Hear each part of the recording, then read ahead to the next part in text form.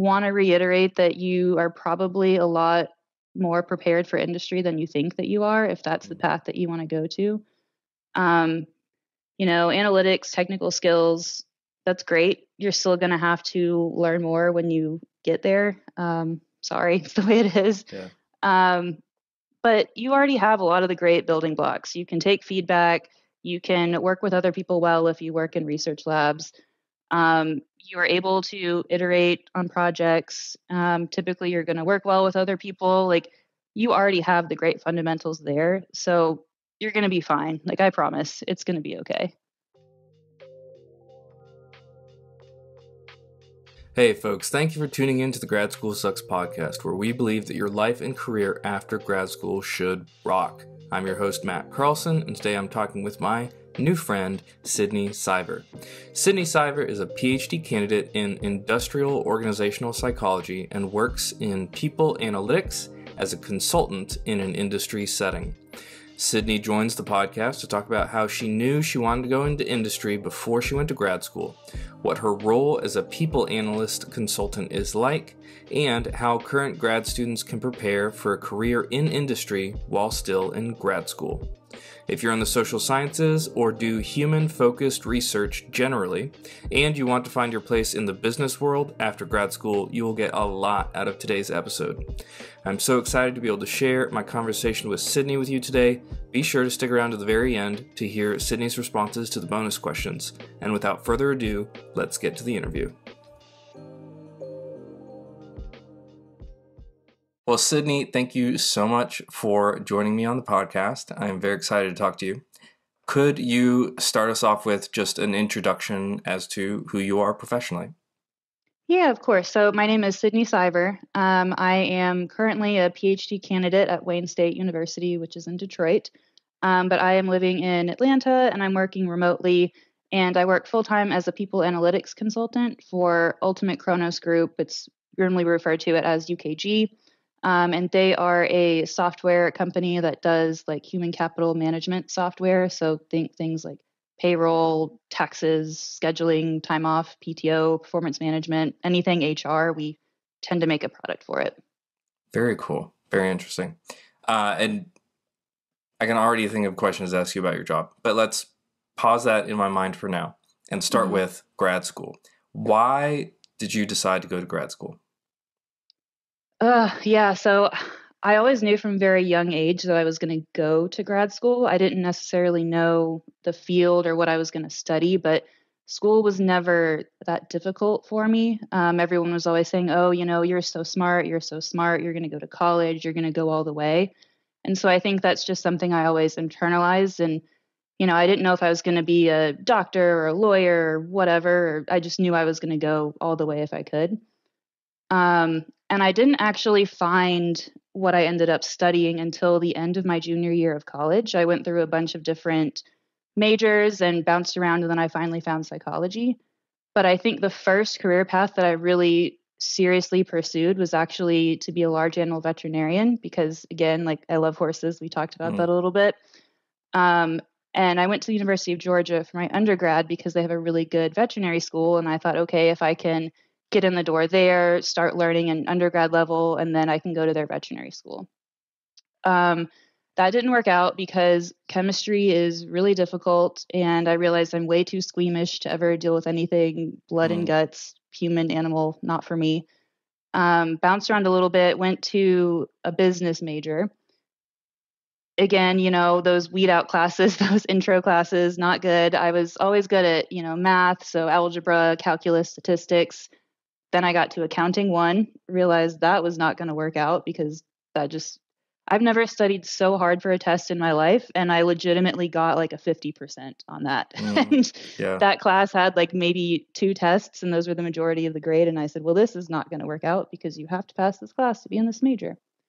And so then I was like, well, what do I really enjoy? Like, what do I want to do at this point? I'm already 2 years into undergrad. I have a scholarship. I have to graduate on time. I can't afford to go any longer. And then realize, well, psychology is pretty cool. I can probably figure something out with that.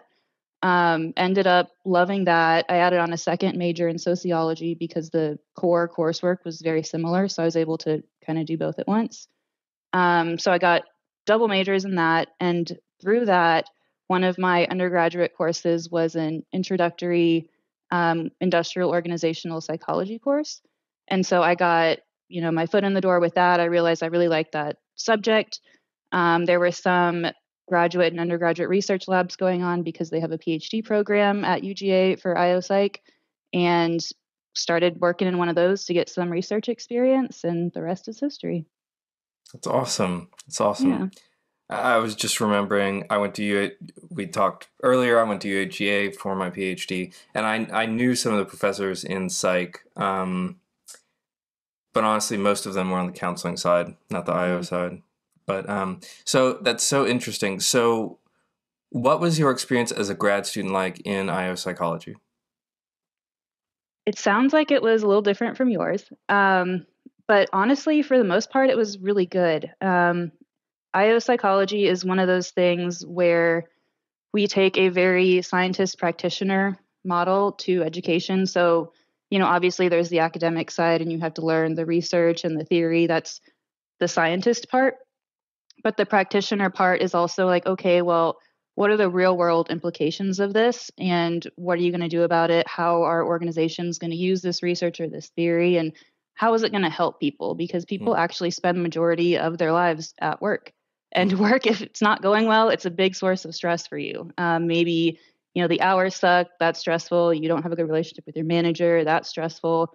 Maybe the work itself is really boring and you just hate it. So then you're spending most of your day, most of your years bored. So I really knew from the beginning, I didn't love academia. I didn't love research. I didn't love that whole publish or perish lifestyle that professors have to go through to get tenure. So I just always knew that I didn't know what I was going to do with it because we can do a lot of different things with an IO degree, but I knew that I was going to go into industry for sure. Very cool. And before we get any further, could you take a moment to just explain for folks who aren't familiar what IO psychology is all about and what INO actually stand for? Oh yeah, of course. I got so excited because you've actually heard of it before. No one usually has. Yeah. So IO psychology stands for industrial organizational psychology. And there are two sides to it, the I side and the O side. The I side stands for industrial and the O side is organizational. And the industrial side is more like assessing individuals, I guess is the best way to say it. So we're trying to figure out, how to create assessments, what's the best way to hire someone, what's the best way to recruit them, how do you measure their performance and design performance management scales, that kind of thing. And the O side is more, I'll say like a little macro level, less on the micro individual level. So we're studying like organizational systems, things like work-life balance and well-being, rewards and motivational systems, leadership and leadership development, training, all that good stuff. Group and team dynamics, that's a thing too. Yeah, lots of good stuff. We tend to work a lot in either consulting or within actual organizations, but typically in the human resources department in some way, shape, or form. Yeah, that makes sense. And sorry if you already said this, but are you more attracted to the I part or the O part? I bounced around a little bit. So I think originally when I started out, I really liked the I side because that tends to be a little more analytical and a lot more, statistics heavy, measurement focused. And I still do love statistics to this day. I think that's been the one constant, and that's why I'm doing what I do now. But I also bounced around a little bit. I really liked leadership development. I thought studying telework and remote working was really cool at one point, and I think that's something that would fall more on the O side. I think I was always one of those students, I think you get into grad school and everyone kind of has their thing. They have their major professor or their advisor and they follow along in their footsteps and they study what they study. And that's part of your identity a little bit. And I always feel like I was missing that because I liked it all. It was all interesting to me. But in the same vein, I also didn't love any of it enough to really think that was my thing. But the thing that I was really good at and that could be applied to pretty much anything was the statistics part. Very cool.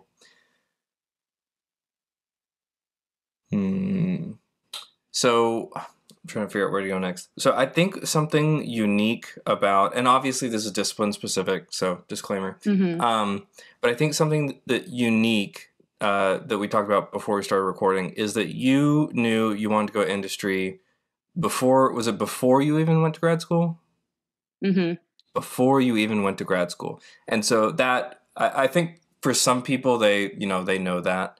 I think for me and for I don't know, maybe half. I don't want to say numbers, but for a good amount of people, they go in and they don't know. They're looking at the professor life. They're thinking, oh, maybe that could be interesting. Um, what was it like to be a grad student who knew from the get-go that you were going to go to industry and not go into academia?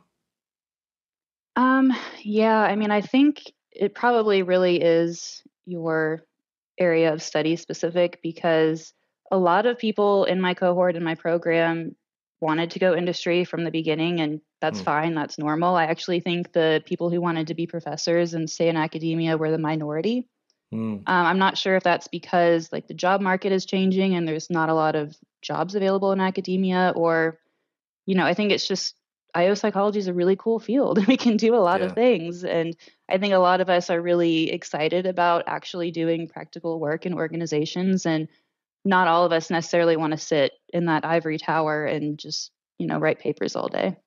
yeah, for sure, for sure.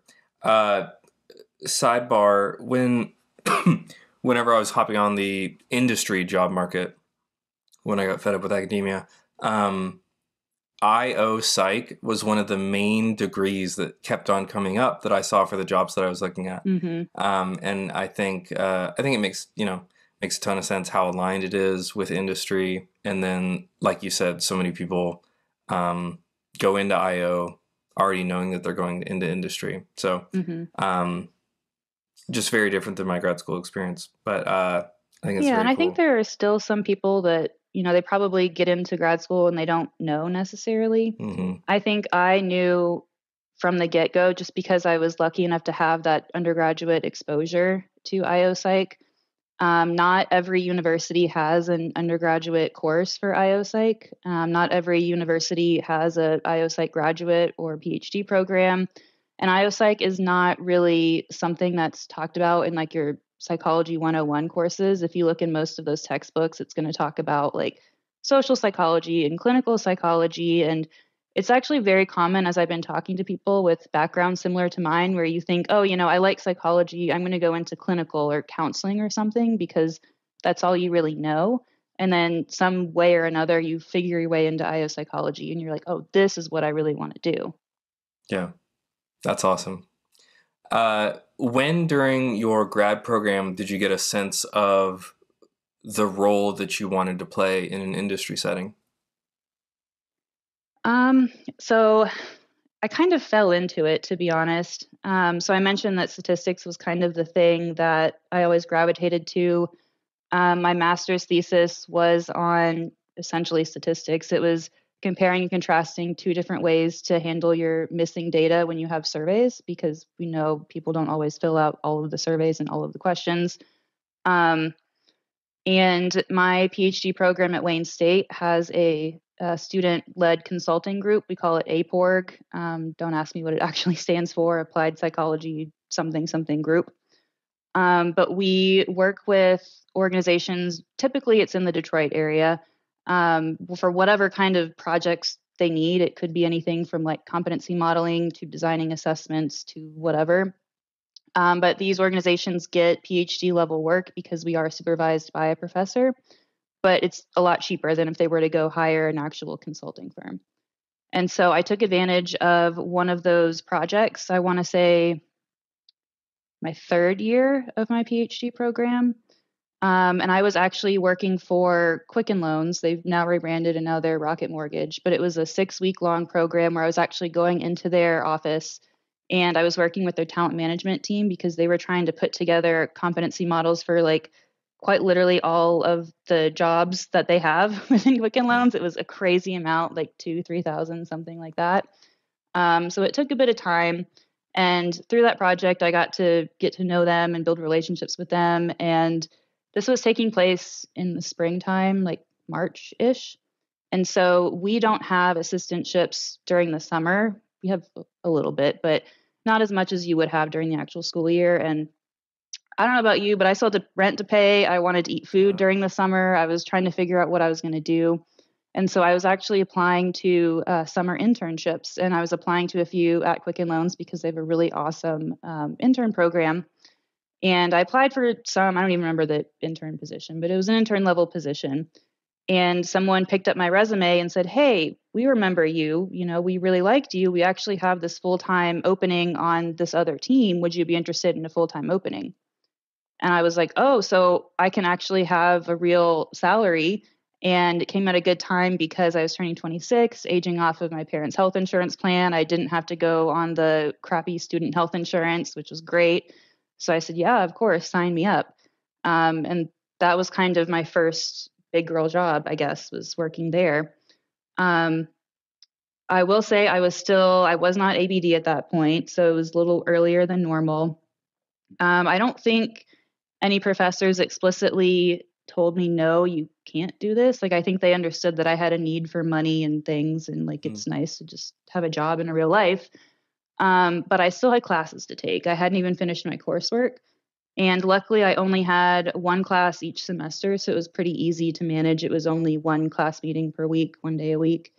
And Quicken Loans was really nice with flexible scheduling. We still had to commute and go into the office every day, but I was able to do like half days on the Wayne State campus and then the other half at the office, for example. That's awesome. So, so what happened next? So you've got this job with Quicken Loans. You still got some coursework. I'm sure that was interesting to juggle. Did you still have an assistantship during that time? No, I did not. I had the assistantship, I believe, while I was doing that student consulting project. And then that ended over the summer. And then I just didn't pick up another one because I was working full time. For sure. Totally makes sense. So what happened next? You got through your the rest of your courses, and then I assume started your dissertation work. Yeah. So, gosh, I worked at Quicken Loans for, I don't know, maybe 6, 7 months, and then COVID hit. So everything went remotely online. Coursework was online. We ended up doing our qualifying exams online, which that's actually an interesting story. We should circle back to that because I actually failed my first round of qualifying exams. I think a lot of people don't talk about that, but it does happen. But when COVID hit, I realized, everything is going remotely. I think I only had one more class to finish up, and that was going to be online. So I said, Detroit is fine. I don't want to say any bad things about Detroit. It just wasn't for me. The weather was awful. I'm not a cold weather person. I had moved to Michigan, not knowing a single soul in the state, and it was just a lonely environment for me personally. So I decided I was going to move back down to Atlanta. I said, it's the same time zone. We're doing everything remotely anyway. I didn't even ask for permission. I just kind of said I was going, to be honest. And that ended up working fine for a few months. Quicken Loans was supportive of that. But then they were saying, we don't know what's going to happen with this pandemic. Right now, everything is fine, working remotely. But there might come a time when we want everyone to come back into the offices in Detroit. And I said, "Well, do you know when that's going to be?" And they said, "No." And I said, "Okay, I think I might start looking for other jobs now because that doesn't sound comforting. And I would like to, keep earning money." So then I ended up finding a couple months later, it was December 2020. At that point, I had finished my qualifying exams, finished classes, and I found another job, which was full-time remote, doing like, I don't even remember what my actual job title was, probably something generic like human resources data analyst, but it was for a wholesale grocery company. And I was working specifically with training data for the employees that work in the warehouses of the grocery distributors.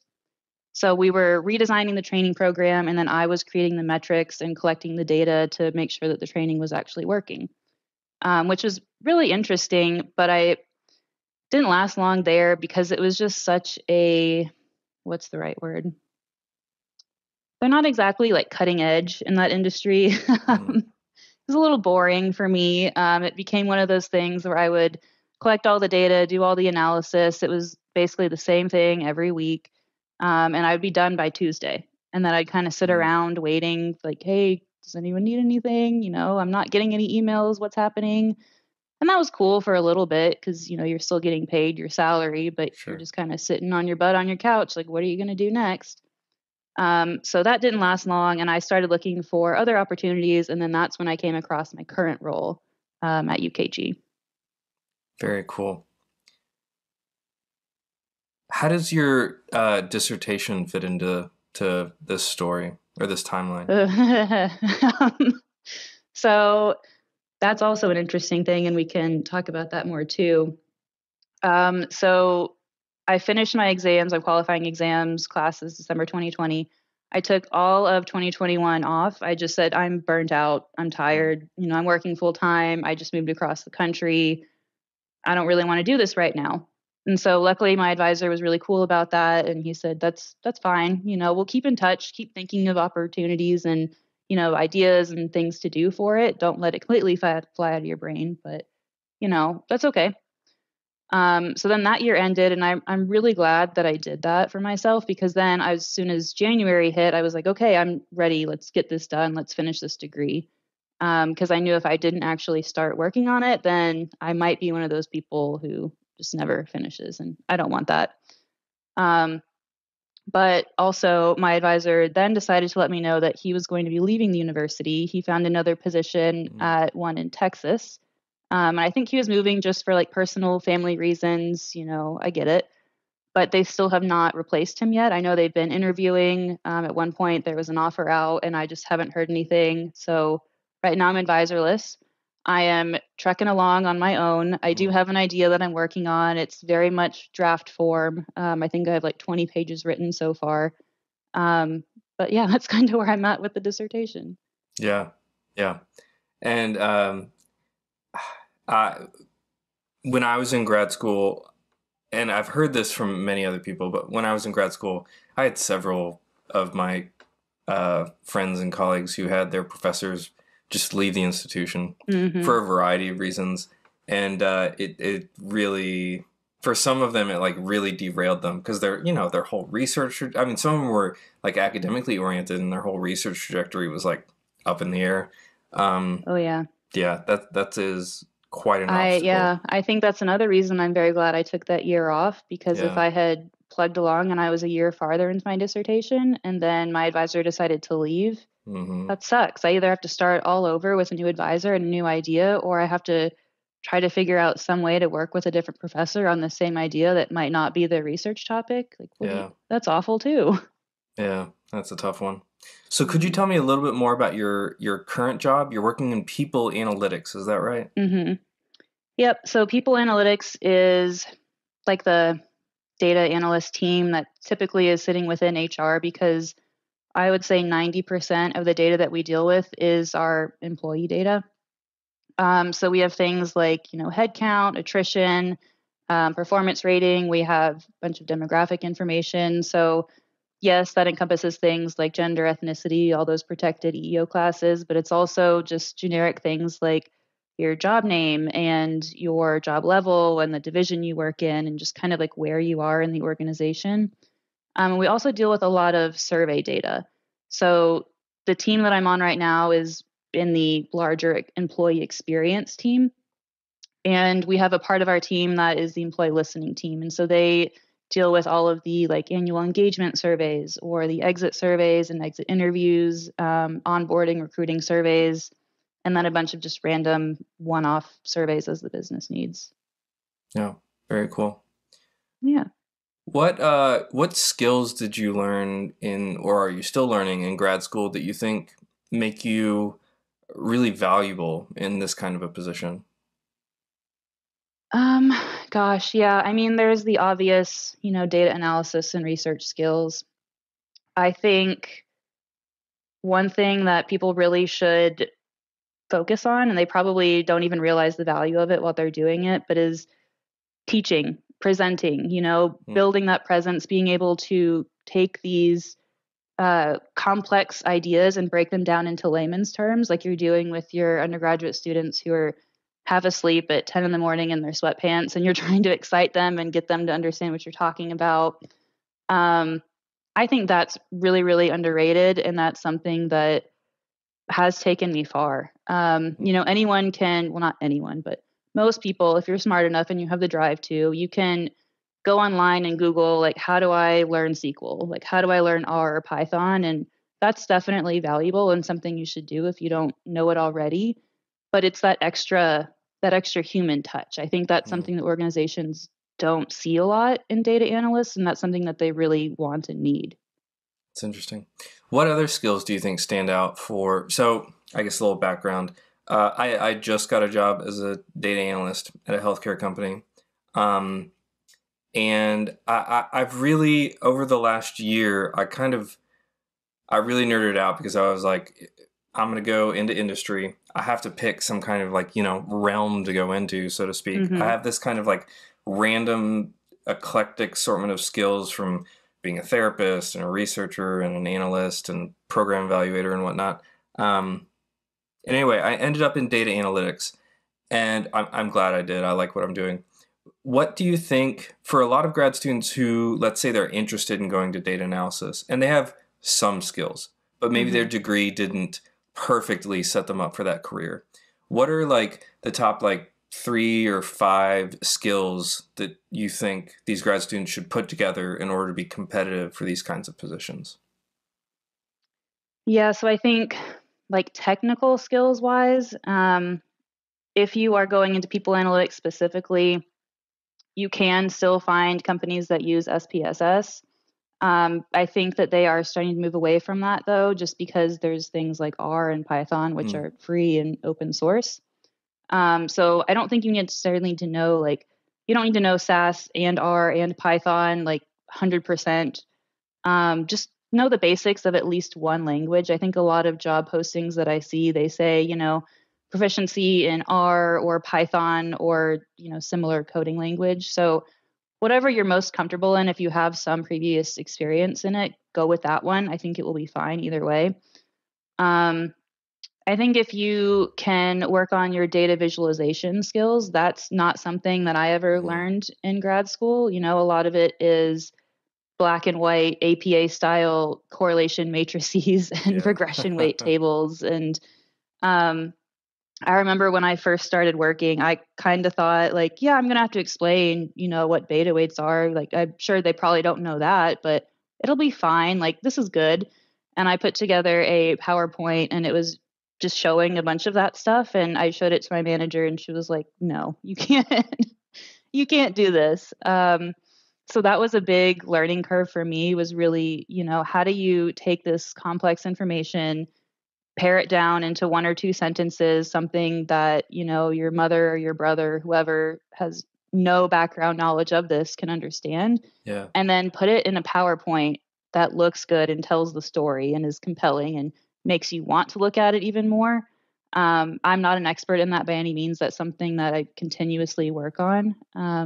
But I think that is one thing that draws me into this kind of work, because you're constantly having to learn and upskill and stay up to date on, the new technologies, the new tools, if there's new analyses that are coming out, just staying up to date, like you can't just say, okay, well, I learned R in 2017 and that's good. Well, R is constantly being updated. They're constantly adding new packages. Like, that's not going to work. You're going to have to keep learning and keep upskilling. Yeah, that is so true. I feel like it's great that we're touching on this. I had another podcast interview that I did earlier today, and one of the things me and that guest were talking about is I get the impression, and I had this experience, so I assume that everybody had it because I'm egotistical. But once you get that PhD, there's this kind of feeling of like you've arrived, and I think in some sense you have arrived, because you've basically gotten beat up for several years and left out to dry, and you've had to figure out how to do these things on your own, create this really complex, dense product called a dissertation, and get people to rubber stamp it and let you move on. And I feel like there's this sense of like I'm done learning, and oh my God, that's so not true. And Mhm. especially for folks who make let's say there are folks out there who they go into their first academic job. In some senses, my experience was that I was pretty well prepped for my research scientist position. Certainly I had to learn new things and I had to stretch myself in ways I didn't as a grad student, but I didn't have to like upskill a whole lot necessarily. And Mhm. in the transition from research scientist to data analyst, completely different fields, completely different, completely different understandings of what the why you're doing data analysis, how you do it, the purpose it serves in the larger scheme of things. It's like I'm starting over. Mhm. And wow, the humility that I did not expect to be feeling for that is quite palpable. Mhm. But yeah, being open to being a beginner again, I feel like is just so important. Um, Yeah, but I think people who have gone through grad school, you're well prepared in that aspect though, because you've spent years and years learning, iterating on different projects. You've spent years, getting feedback. Hopefully, some of it is nice and positive, but I think a lot of it is maybe not. yeah, So, that kind of gives you a bit of a thick skin too, which I think is definitely valuable because that's going to keep happening no matter what career path you go in. Um, yeah, I mean, I think grad students, we all suffer a bit from imposter syndrome, and I still have it. I don't know about you. It doesn't just go away overnight. But you have more skills and give yourself more credit than you are. Like you are okay. You're gonna do well. You're a smart person. You can work hard. You can iterate. You can take feedback. Like those are all the core components of being a good employee in any way, shape, or form, in my opinion. yeah, yeah. Any grad students who are listening who are feeling, apprehensive or fearful about the transition to industry, I feel like should take that to heart. So, Sydney, did we cover your story up until today's point? Yeah, yeah, for the most part. Yeah. So you're still kind of working on your dissertation. Hmm. Things are a little in limbo with who's going to be your advisor, but you've got this great career in people analytics. Oh, one question I did have before I go into just rapid fire random questions was so I recall the Quicken Loans job you had. It was it an internship or you did a project with them before as a It student? was a 6 week like student consulting project, Okay. and then I got hired full time a couple weeks later. Okay, great. So I feel like, uh, yeah. So for the job after that, and then the job you currently have, what do you think are the things that like really stood out that made you the best candidate for those positions? Um, Gosh, I think, I'll have to ask my manager that. I don't know. That's a good question. I think a lot of it is like actually your technical schools. I think about this a little bit because I have a younger brother who just graduated high school and he is not as academically inclined as I am or I was at that age. And so he's taking a gap year and trying to figure out what he wants to do. Hmm. Um, And I'm proud of him for that because I think wherever he lands, he's going to do well and he's going to know that he likes it and has a purpose there. Um, yeah, but I don't know. I think that he is under the impression that, in today's day and age, you don't necessarily have to have a degree to be successful. And that's true to some extent. I don't, I'm sitting here trying to get a PhD and I don't think everyone needs a PhD. You probably don't even need a bachelor's degree for some things. Hmm. But there are still people and organizations and jobs that do value it. So I do think my PhD is valuable in that aspect. So technical skills for sure. Um, and then I think just, being a nice person, working hard. And like I say, like the presentation skills, the people skills, really taking things down to a simple level as you can, that will take you so far. I would argue even more so than your degree or your technical skills. That might be what's on the resume that grabs their attention immediately and puts you in that interview. But that's really what's going to take you past the interview and get hired. I've done a few interviews in the past where they're wanting you to, prepare an analysis prior to the interview and then present it to them. And one, I mean, yes, they're looking at the rigor of the analysis and can you do the math and actually do the thing that's required of you in the job. But a lot of what they're actually looking for is your presentation skills. And can you explain how this research or this analysis would be useful to them or to other organizations? That will take you so far. Yeah. I think that's one thing that, at least in my field, you're writing a research article or you're reading a research article and you get to the discussion section and it's like limitations and future directions. And we tend to have a practical implications section. But really, all it's like, like organizations should consider this bias when doing this, or they should create a training for this. And that's kind of where it ends. And it's like, well, I mean, maybe, sure, but there are a lot of other things that organizations are doing and can do and should do. And, just writing that little basic 1 or 2 liner in there is not really going to cut it. Like, that's not practical implications for them. That's not what they want to hear. Yeah, so true.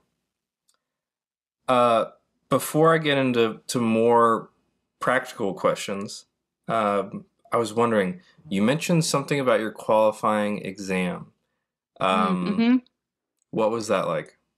Yeah, so I got my master's degree prior to going to Wayne State, and so I was able to transfer a couple course credits. So I was finishing up all of the major courses that were required to take before your qualifying exams, a little bit more so than the other students that were in my cohort. So I was actually taking my qualifying exams year before them, and I was taking it with the students who were in the year above me.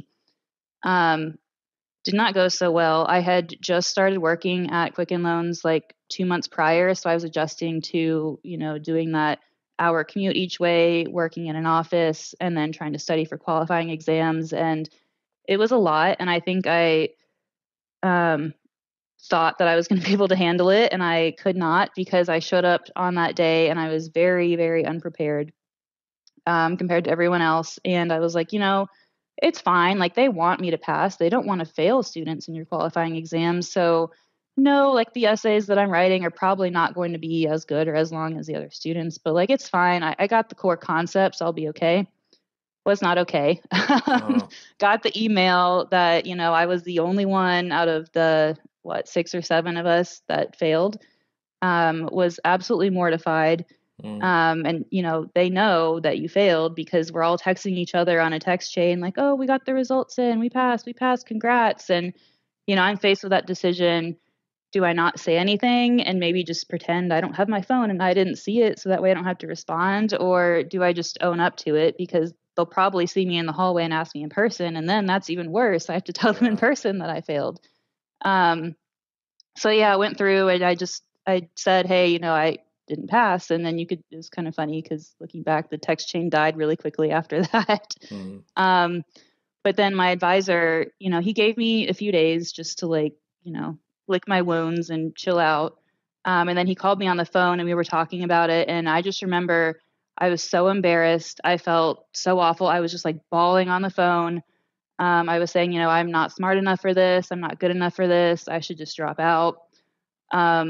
He was like, no, don't do that. Just sleep on it. You're going to be fine. You're not the only one who has failed and you won't be the last one who has failed.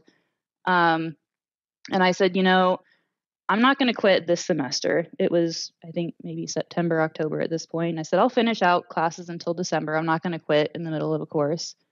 But I said, I'm going to think on it for the semester. I'm going to take the semester and think. I'm not going to do any research. I'm just going to work. I'm going to do my class and I'm going to think on it. And he respected that. And he said, okay. He's like, I'll let you think and you let me know when the semester is over what you decide to do. And I respect him so much for doing that because I think if he was, up my butt all the time saying, hey, what did you decide? What did you decide? I probably would have said, I'm going to leave. Yeah. But he didn't. And so I stuck it out, and they let you retake your qualifying exams within a year. You have 2 opportunities to do it, but you have to redo it within a year. So I did that. I redid it.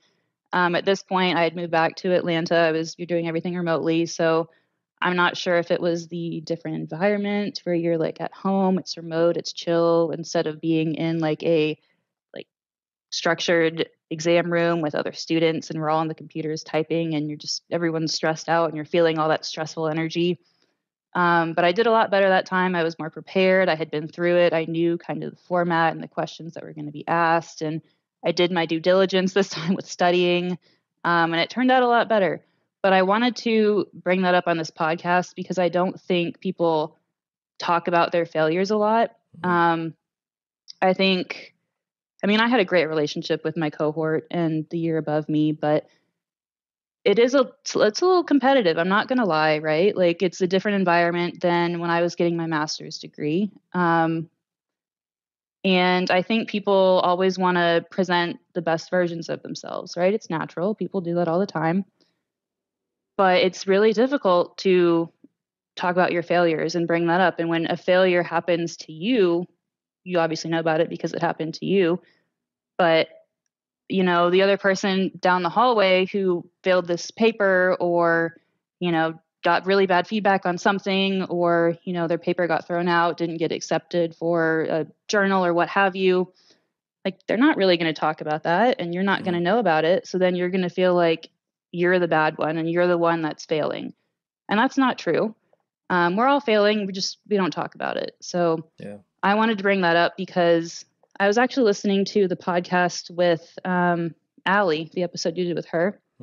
And she brought up the fact that she failed a research proposal or something of that nature. And I was like, oh my God, I'm not alone. Like I failed something too. It was a big setback. So I was really happy to hear her talk about that. And I just wanted to bring that up because, just because you fail, it doesn't mean you're not going to be successful. It's not going to mean you're never going to get hired. It's not going to mean that the other students who don't fail, they might fail in the future. Like they're not perfect. They're not completely set up for a fail-proof life. So it happens. Yeah. Yeah. Well, thank you for bringing up and being willing to share about it. I do remember Allie's story, and if anyone wants to go listen to it, I believe it's episode 2. I was there after she failed. I believe it was her dissertation proposal, like the proposing of the idea for her dissertation, and I was there because I just happened to be in the building, where the meeting room was. And it was kind of like tense because she did not expect to fail. Her advisor, I think, didn't expect to get as much negative feedback from some other people. And yeah, it was kind of awkward. And the thing with failure, I think, particularly in academia, I think it really shows the quality of your mentor. Like, yeah, like their character coming out, because a failure of a student kind of, to other students, they look at the student, but to other professors they kind of look at their professor in some ways. And to have a professor who can just be like, it's fine, not make a big deal about it, like understand what it is and just be able to help you move forward, I think is just a great thing. And I think good mentors are just worth their weight in gold. Absolutely. Yeah, I don't think I would be where I am now if it wasn't for my advisor. Granted, he's no longer at the university, but he got me to where I am now at this point. So I am very grateful. Yeah, that's awesome. Well, thank you for sharing that story. I am going to go to Instagram. I'm not going to go to Instagram. There are some questions that I had people submit for this interview. Excuse me. Okay, so questions from Instagram, and thank you to everyone on Instagram who submitted a question. You've touched on this a little bit, but I think this is still a good question. In your experience, so this Instagram follower knows SPSS and in vivo, and they're wanting to go industry, and so they're asking, what program do you think would be best to next learn to prepare for a career in industry? Let's say as a data analyst. I think SPSS is great. I would not rely on that though, just Mm. because it is expensive. It does require a license. Organizations, they might not have the money to spend on that, or they might not want to. So if you can learn some kind of coding language, some open source software, I personally prefer R. I don't know Python. I've heard it's pretty easy to learn.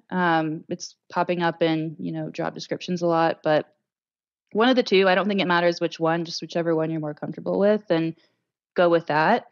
If you've never done any kind of coding before, it can be a little daunting at first. There's a little bit of a learning curve. But the good thing with R is that it's free to download, it's open source. You can quite literally Google anything and everything related to it and figure out what you're doing. Um, I would suggest, if you've never done it before, maybe take a analysis that you've done in SPSS and then try to recreate it in R. You're going to have to Yeah. do a lot of Googling, and it might take a little bit, but it'll get you where you need to go. Yeah, no, that makes so much sense. And then you can know, did you do it right? Did you get Yeah. the same answer Yep. again? So this also reminds me of something that came up in the previous podcast, and I didn't share it then. But I learned to code.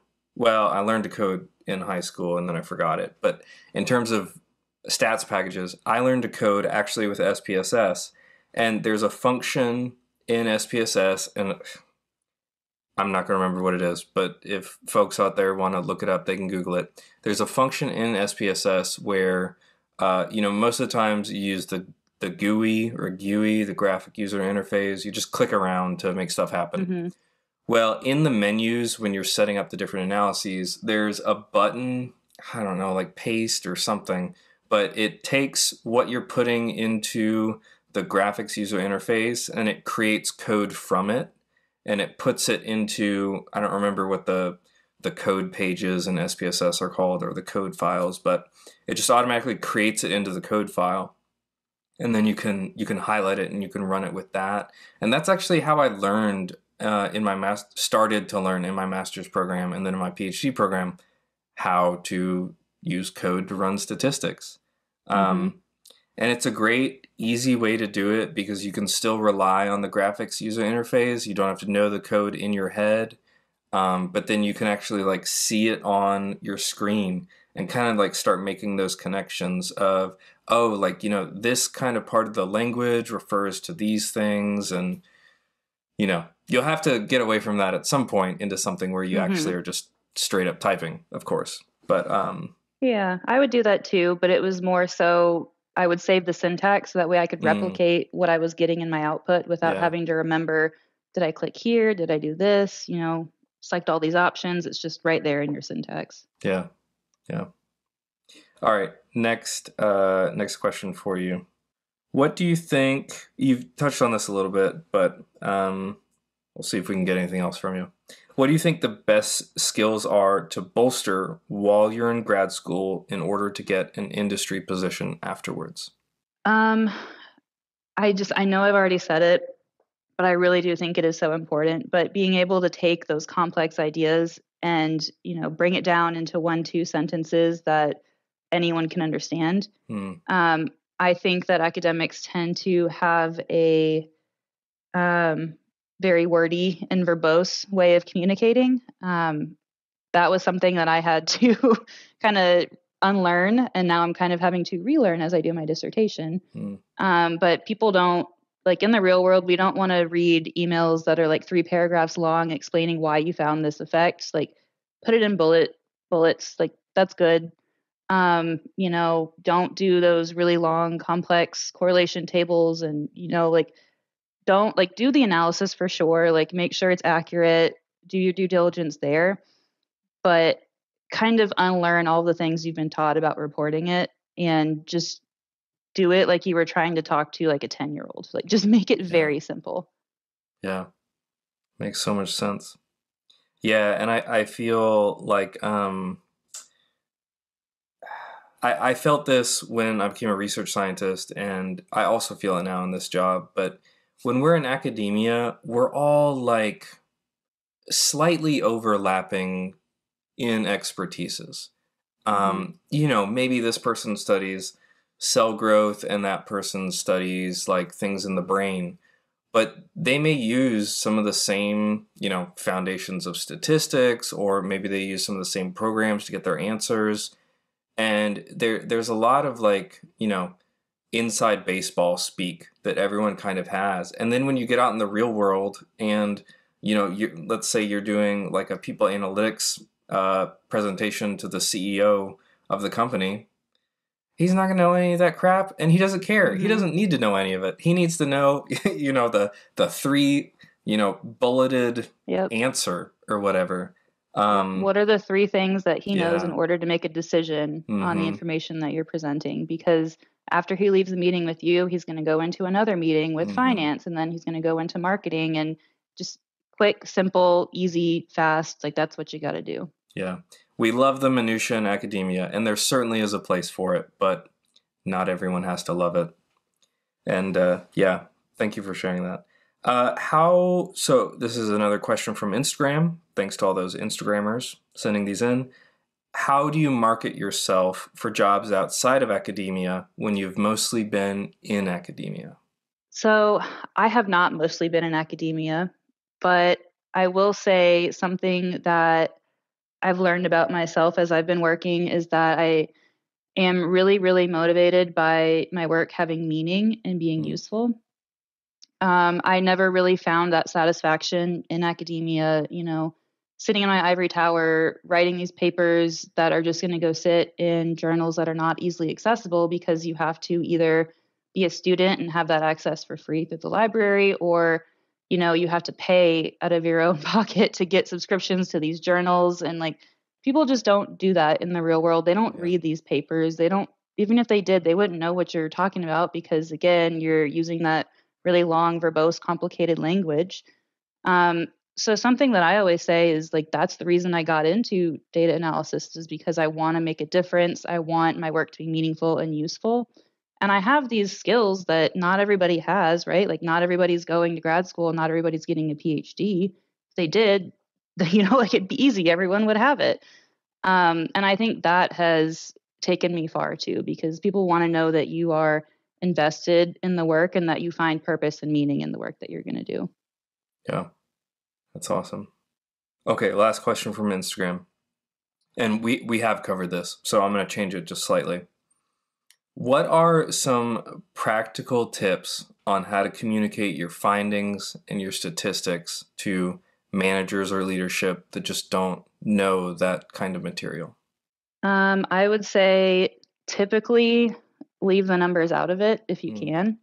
We have at UKG, we have about 15,000 employees currently. I think we're projected to grow a little bit more over the next year. So I'm dealing with a lot of data, a lot more data than I did when I was in grad school, right? Like most of our research is done via surveys, and we might be lucky if we have, a few hundred responses to our academic research. But now I'm kind of like kid in a candy store. I have a playground with all of this data. Um, but that also means that a lot of the analyses that I run are going to tend to be statistically significant. So what I've learned to do is if it's statistically significant, lovely, great. You don't need to report like p is less than 0.05. You don't even need to mm, say that it's statistically significant unless someone asks you.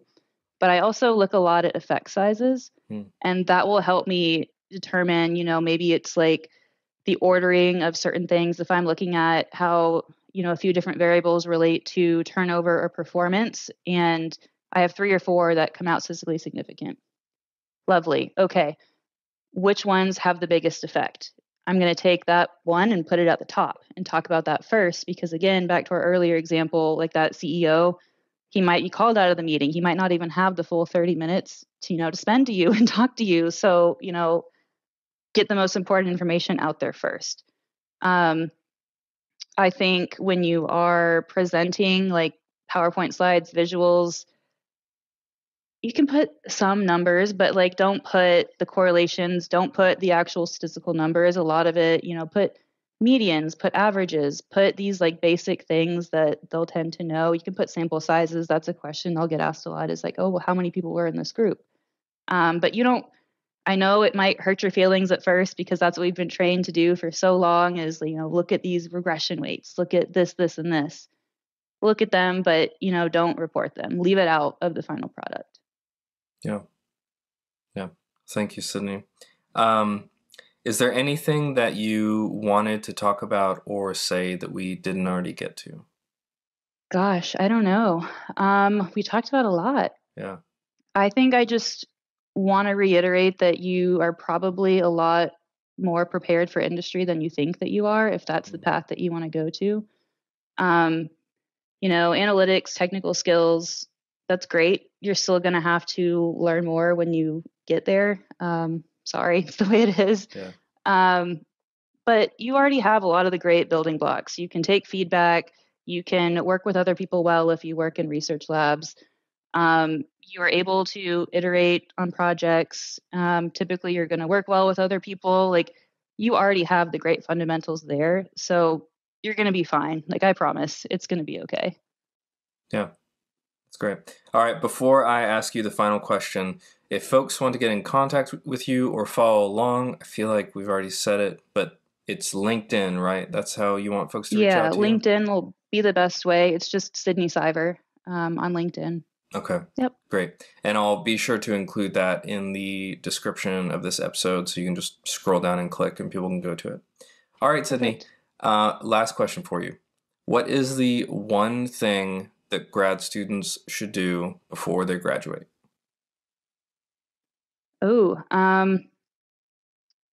Go have a crazy, wild time. I think a lot of us just, we're so focused on work and papers and getting things done. Like, go be crazy for a day, a week, a weekend, like whatever you want. Just go have some fun.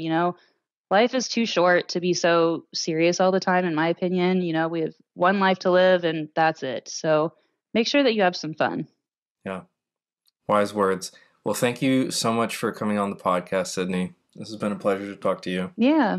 Thank you so much. Absolutely. Well, I'd love to stay in touch, and I will talk to you later. Yeah, sounds good. See ya. All right. See ya. Folks, thank you for tuning into the Grad School Sucks podcast. I hope you got a lot out of my interview with Sydney today. It was awesome to hear her talk about her career in industry and hear about the steps that grad students like you can take to prepare for industry work. Be sure to check out the description of today's episode for a link to Sydney's LinkedIn page. And if you did enjoy today's episode, please consider leaving a rating or review on Apple Podcasts or Spotify.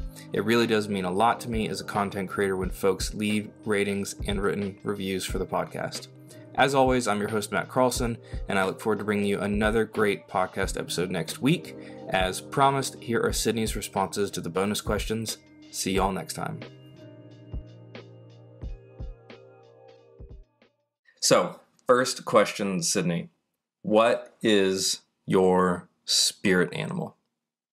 Oh, that's easy. I'm a total horse girl, so it would definitely be a horse. I've been riding horses since I was 5 years old, and I still ride them to this day. So that is horse, awesome. Hands down. Where are you located, if you don't mind my asking? I'm in Atlanta. Atlanta, okay. Yeah. I'm in Lexington, Kentucky. So horses are very much a thing here. Horses all the time.